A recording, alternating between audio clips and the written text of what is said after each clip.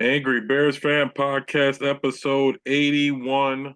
Right after a couple days after the final preseason game, we got a big, well, not big trades, big, I guess, filled some needs, some trades nonetheless. Few major injuries, and like I said, the final preseason game and who we think might get cut. Um, but yeah, we'll start off with the trades. Daryl Taylor from the Seahawks for what, sixth, I believe, and then Chris Williams from the Browns for a pick swap. It was what Yeah, Chris Williams and Chris Williams in a seventh for a for, 6 round pick, yes, but it's not our own 6 round pick. It's the one we got from Miami. So I mean, we still got 7 picks in the draft coming up, which isn't horrible. One of the 6 round picks we have, Pittsburgh could go to a fourth if Justin Fields plays more than 50% of the snaps.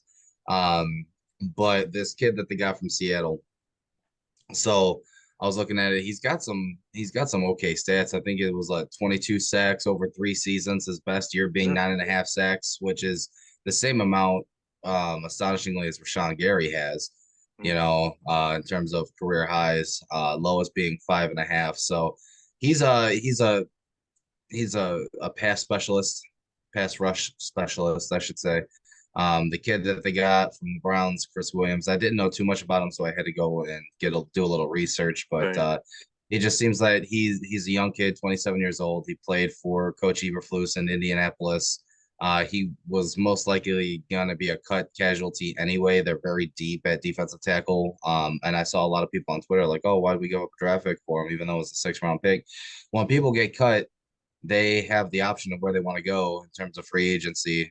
Assuming Ryan Poles and Matt Eberflus didn't want to give him that decision to possibly be signed elsewhere, have to compete with another team to sign him. So giving up a 6 rounder that you got in the Chase Claypool trade, uh, Yeah, I don't no big honestly, deal. no, no Like you big said, we deal at didn't all. lose a pick. No, and it gives you depth. Not much value between a six and a different value between a sixth and a seventh anyway. So like I No, think it was not a at all. smart move. We don't really lose anything. Daryl Taylor, I definitely did a little more watching on him than Chris Williams because that was today. But yes, like you said, pass rush specialist, probably give us 5 to 9 sacks, 7 somewhere in the middle. That's what I've been harping about this whole time. Somebody who can come off the edge and give us 7 sacks. If that, albeit that was Booker, or we go and get Yannick. I still think we should still go get one more. I mean, can't help or can't hurt to have any of these guys, and just none of our other guys are pass rushers. So somebody gets hurt, somebody's takes a step back, we're going to be in a lot of trouble in the defensive line department. Yeah, I agree. There's just a lot of different. I mean, I guess they've checked up on Yannick Ngakoue quite a few times. They just haven't made a contract offer. I don't know what the holdup is. I don't know if it was money. I don't know if it was years, so on and so Injury, forth. I guess. I don't know. Yeah, it could be a number of different things. And on top of that, we still have, Tuesday is the deadline for all the roster cuts. So there's going to be a whole bunch of roster cuts. We'll see if anybody, ends up getting cut. Maybe the Bears sign a couple of people from there. Um, it's looking like I really I think they need to cut Brett Rippon, keep Austin Reed on the practice squad as a emergency backup. Tyson Bagent is a clear cut number two. Solidified Um, himself. Him, Tyler Scott, I think, to build off what you said, I think showed us exactly what we needed to see. Like that these guys are ready to play. We need them. We might need them. And like I said, Tyson Bagent went out there and he looked good. Tyler Scott was sharp. I think he had like 6 catches for 100 yards. yeah, Bagent, like I said, looked like a prototypical backup, and but in a good way. Even with Ian Wheeler tearing his ACL, he's out for the year. Bayless probably makes the roster as a running back. Yeah, he They'll use saved him in it. a That saved they'll his use him job. as He still can yeah return. they'll use him in like a Tavon Austin role. Yeah. Kind of like a uh And he'll just a probably step return half back. the kicks, I'm guessing, somewhere in Yeah, there. I mean, he'll make the roster. He looked good at running back. Yeah. He didn't have a lot of big carries. He had that one explosive carry that obviously that was a touchdown. Like, yeah, it was against threes. I get it, but you got to remember he's only been playing this position for like 3 weeks now, and he didn't miss a lot of holes. Yeah. This last game that Oh, I he looked pretty watched, good. yeah, he didn't miss a lot of holes. He was hitting the hole. There just wasn't any run blocking. really. So he was running to where he was supposed to run. He does have actually pretty good vision for a guy that just started learning the position 3-4 weeks ago. There's a lot of talk on Twitter and a lot of callers on ESPN radio talking about Tyson Bagent could be a starter. He's a top 32 quarterback in this league. He can start for a I don't handful know of about teams. that. Blah blah blah blah blah. There's a couple maybe that he would start for, but I don't think it's a I whole don't think handful. so. But Well, next year somebody's going, if he continues to show improvements, there will be a team next year that tries to pull like uh you know a third, fourth round pick to try to trade for him to be their starter, similar to what Seattle did before Russell Wilson beat him out. The backup for Green Bay, I forget his name for the Matt life of Flynn. me. I can't, yeah, Matt Flynn. There you Well, go. he got a real contract, and I mean, that was different than I think Bajan. He was on the open market, and he got a real contract Yeah, after but having a Tyson big game. Bagent's also proved that he can win games in this league, even though he went 2-2. There was people who have openly said that they wanted Tyson Bagent to continue to start last year when Justin Fields came back from injury. One being, of course, Luke Getsy, who's gone, but there were players openly talking about how they wanted him to stay in the starting lineup as opposed to Justin Fields because the offense ran better, it looked better. But Matt Eberflus put the kibosh I on don't that. agree. I don't agree with that. I've watched all those games. I don't think it was ran better or it looked I'm better. not. I'm not giving my opinion. I'm stating facts. What Well, people I didn't have see said, that. That seems. coaches I don't and know. I've seen a lot of Bears fans running away with Bajan being good, but Mike White had way better stats and won games and bigger games, and he didn't get a fucking contract. Like I don't. Bajan's fine, and I'm glad he's our backup, and he looks like he's going to do. But I don't think he has any sort of value. He went 2-2 in a stretch of games against some of the worst teams in the league, and doesn't matter. He's he still he threw for 185 yards. It does matter. Well, there's somebody who's going to overreach and overpay. There's always going to be that no, GM that's like, not overreaching, overpay. What did Gardner Minshew get traded I for? can do He that. never did more than what Gardner Minshew did. But Gardner Minshew just got a starting job in Yeah, but he Vegas. didn't get paid, and nobody traded any capital for him. The what he got he's got what are you talking about? He didn't get paid. What's Well, I'm Gardner just saying, Minshew's like for contract? real, not like and like a There's real. not gonna be a whole bunch of quarterbacks that get paid $35 million. No, I'm not saying like that. I'm not How even many he didn't, starting quarterbacks in the NFL right now make more than $30 million? that aren't on rookie deals. I would say most Yeah, of them. 30, I don't know. I would have to look. that's a decent payday. Oh, well, I don't know what he meant. I'm trying to see what I don't know what his contract is, but he doesn't get paid a lot. There's going to be a GM in this league that takes a look at his tape. 2 years, 25 mil. So he's getting 13 mil. He's 13. getting the 12, average. like The 12 and a half. average is like 30 something. There's going to be a GM that watches the tape and is like, you know what? I could take a swing for this guy. No, You're telling me he wouldn't start for the New York Giants right now? no, I don't think he's better than Dan. Like, You don't think he's better than Daniel Jones? what are we saying? Like, we're talking about tape. Daniel Jones has way better tape than Tyson Bagent. Oh, Tyson Bagent hasn't thrown over 200 yards. Danny Dimes has done that a bunch of times, and he led the Giants to the playoffs. If we're talking about, if I don't think, I've literally seen Danny Dimes with the trash team lead them to the playoffs. I saw Beijing go 2-2 and score 13 points against the Panthers. Like, I like him, and I hope he does well. I hope he gets better. But what universe is he? What have we seen where he's better than Danny Dimes outside of you just like him better? And the problem is Danny Dimes has got more time, so he's got more bad tape, but he's got way more good tape than Beijing too, and literally led a team to the playoffs, literally, if and threw for Daniel four and Jones, threw for if 4,000 yards. If Daniel Jones wasn't getting paid $40 million a year, He'd be a backup somewhere. I could promise you that he would, if the money wasn't an object, if the money wasn't a thing, if he wasn't getting paid all this money, and you had Daniel Jones and Tyson Bagent, there would be a closer competition to start as the starting quarterback for the New York Giants than what you're putting out right now. I 100%. Probably a closer competition. Sure, I'm not saying it wouldn't be a close competition because people are fed up with Danny Dimes, and he's proven that he's not going to do anything but scrape it to the playoffs. And Bajent hasn't done anything, so people have this like, oh well, he hasn't done it yet, so maybe he could type of thing. But Danny Dimes has That's why literally, I'm saying there will be a GM that overpays for him. I don't think like I don't know like Gardner. Nobody overpaid for Gardner Minshew, and Gardner Minshew again is better than him, put up better tape than him, has thrown for 4,000 yards on 3 different teams, and nobody really wants him. Like the worst team in the league signed him to a pitiful deal to be their bridge quarterback until they get somebody else, and I think They that's couldn't what. get anybody else. Yeah, that's and yeah. So and nobody else wanted Minshew, and he still couldn't get more than $20 million because he's not again. Like I think Minshew's decent too. He threw for 4,000 yards in the NFL and led a team to close to the playoffs. I think that's good, and I don't think Bajan has done anything close to that.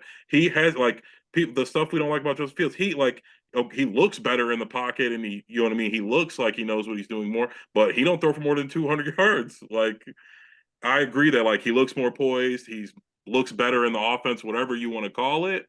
But he's not putting up any numbers that would make me think he's That's better than why that's just why I said anybody. if he continues to develop and he continues to Yeah, but show this is the last improvement, time we're going to see him. He ain't going to. we don't know that. Well, I mean, yeah, that's true. That's true. Yes, if yeah, I'll agree with you there in the sense that if he gets in and the Bears and Caleb Williams gets hurt game 2, we can make the playoffs. Then yeah, sure, somebody maybe. But then again, he would have some tape where he's proven that he could do this stuff. I don't know where we got to the point where you could say Tyson Bagent's better than Daniel Jones. Like I can agree that Daniel Jones is ass, but he's still done 10 times more than Tyson Bagent's done, and probably will ever do or get the chance to do because he doesn't have the talent that Daniel Jones has. But like I said, enough talent, and I don't want to feel like I'm talking shit about Tyson Bagent. I just think he's a backup quarterback. Like this is what always happens with backup quarterbacks. They're playing against the twos, the threes. They look a little bit better. They get in, don't do half bad because we put the training wheels on when they're in when our starter gets hurt, and people like him. We like Kyle Orton. We lived through the time where everyone was like, "Oh, we should have kept Kyle Orton. We should never went with Rex." You know what I mean? Kyle Orton would have been better. Like we went through this, and it happens. And maybe he would, maybe he would, but I don't think Bajent has shown anything like that. Where like outside, maybe Luke Getsy. Maybe the Raiders, if they were desperate, and Luke's like, I really like this kid. He's showing flashes. I got a relationship with him. Besides that, it's like, I don't know. Like, there was a All it takes is one. 2 weeks ago, there was a debate if Rippon was better than him. So it's like, it takes. I never I'm thought not that at saying you. all. We're talking about again. I know you didn't think that. I'm just saying like it was a debate. If like, oh, should we keep Rippon like after the Hall of Fame game? All it takes is one. That's all I'm gonna say. Well, and All it again, takes I is don't want that to one happen. I team, think, but I one don't think. team, one general manager that is just absolutely in love with the kid, and that's all it's gonna take. Well, that's anything. That's like With saying Justin Fields can get a max deal if all it takes is one GM to be in love with his potential. when you have so looking at the tape, kind of going over the game a little bit, we kind of got a little sidetracked. Going over the game a little bit, you notice that the Bears defense is blitzing a lot Yes, more yes, than we are accustomed to over the last couple of years, and especially with Matt Eberflus running things. They're blitzing a lot more, and they're bringing the nickel. They're bringing a lot of defensive backs on these nickel, blitzes, and I'll tell you what, it looks pretty good. They're playing a lot of young quarterbacks the first 4 or 5 weeks of the season. You got Will Levis, so a young quarterback week 1. You got CJ Stroud week 2. You got Carolina in like week 6. Anthony Richardson in week 4. You got a lot yeah. of young guys that I think they're trying to, put these blitzes on tape for a purpose. Do you think to stop you real quick? But do you think like normally don't you not do what you normally are going to do in the preseason because you don't want all this on tape? I think this is a just to put it in their mind thing. Obviously, they're gonna tweak some things. They're not gonna call the same blitzes that they did in the preseason. You might see it, every once in a while, Yeah, but just to kind of show like, hey, I mean I like it. we're not Yeah. afraid to be aggressive and pull the And trigger. the Bears have, I won't say never, but in a very long time, we've always been a like get to the rusher with our 4 guys type of team. I like to see the blitzes as a new age NFL. Like you said, these guys are young. That's the best way to get them. Sending the nickel, sending guys you don't think are coming to catch them flat-footed. Well, I don't think Flus is calling the defense either. I think this is Well, all Eric Washington. well, I would like to see it. Well, I hope so because I do like it.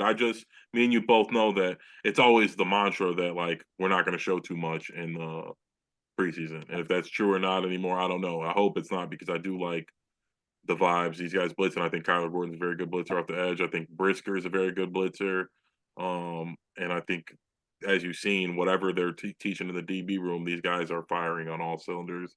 I've on all the first team, the second team, the third team. Reedy Stewart, he's got 2 interceptions. He's got 2 touchdowns, like 4 interceptions in 3 games. I don't see how he doesn't make the team. I don't know Blackwell. There's a lot of guys. There's guys that get cut off of our secondary that will be on other people's team because they just Yeah, played so well. I don't know if that was coaching, the vibe, the environment, whatever. But whatever Eric Washington is preaching over there, they're definitely picking it up, and I'm excited to see the defense. what do you think of the fluidity of the offense? Just a kind of new look offense. So Shane Waldron, we're not used to having a real offensive coordinator as a Chicago Bears team. Shane Waldron seems like he's a real offensive coordinator. Um, there are some rough spots here and there, but of course it's preseason. But just like you mentioned the word vibe. The vibe is different on We're offense. scoring. It seems like things It are things do. You're right. Sometimes it looks sloppy and things are going away, but I just preached this with Bajent when I was saying outcome. So regardless of the yards or whatever, they are scoring. We're getting in the end zone.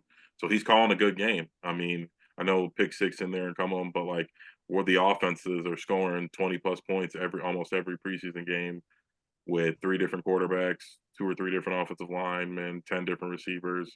So Shane again, like they're picking up whatever he's putting down. And again, I'm excited to see Caleb and all those guys out there for 4 quarters and how efficient they're going to be. And it's like Bajents look great. Rippin, when he gets his chance, they look good. The run blocking could be better, but whatever system he's got in place, these guys are picking it up very quickly, and it's translating on the field. Normally in the preseason, defense is way ahead of the offensive, and we've scored 30 plus in 3 out of the 4 games. Right, one of them we didn't score over 20. I can't remember the scores off the top of my head, but we scored 30 plus in almost all of them, which is pretty yeah, impressive. The Hall of Fame game we didn't because that game was Yeah, cut short. but yeah, all the other ones we scored 30 plus points, and that's impressive in the preseason. Usually the offenses are behind; these are low scoring affairs usually, and the Bears It first, second, helps and that third it team. helps when your defense is helping you score points Oh though. yes, and being very aggressive. Yeah. They've had a couple of defensive touchdowns, a couple of short fields to work with. So that always helps. Tory Taylor, I don't think I've really ever seen a punter be sat in the preseason as much as Tory Taylor has. It's kind of weird. That just shows how much they think of him in terms of how much they want to utilize him as a weapon. They don't want to show. I don't know if they just want to save him for the regular season in hopes that he doesn't get hurt. But they had the other guy out there punting most of the game. Really, he was just holding for Cairo Yeah. Santos for the extra points and the field goals and stuff. Episode 3 of Hard Knocks focused a lot on Tory Taylor this past Tuesday. Yeah, the interaction he had with Cairo Santos about, Cairo giving him shit about, hey, we drive on the right side of the road in this country, yada yada yada. Um, this team from top to bottom, offense, defense, special teams, it seems different. Um, I'm still gonna stay on the safe side. Wild card team. There's a lot of people out there that are really, really, really driving the hype train. There's a lot of injuries in Detroit. Green Bay hasn't been offensively, fluid this preseason, but again, it's preseason. I'll, save my judgment for midseason for Green Bay. But there's a lot of people that are like, oh, the Bears can win the division. The Bears can win the division. And I mean, sure, anything can happen, but realistically, expectations should be set.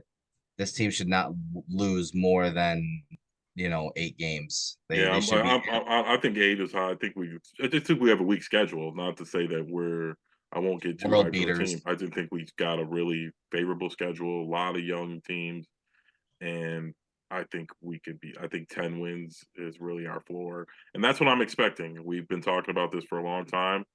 We got a week for it to come to fruition. They Caleb seems to be as advertised. He, like you were talking about, this team feels different. I think Caleb has brought a calmness, a vibe. The pressure's off. No, nothing against Justin. I like him. I'm always be rooting for him, but he had a lot of pressure on him. We were losing. Everyone knew these games were like, we have to play well or Justin's off the team. That's gone. It's ride for Caleb.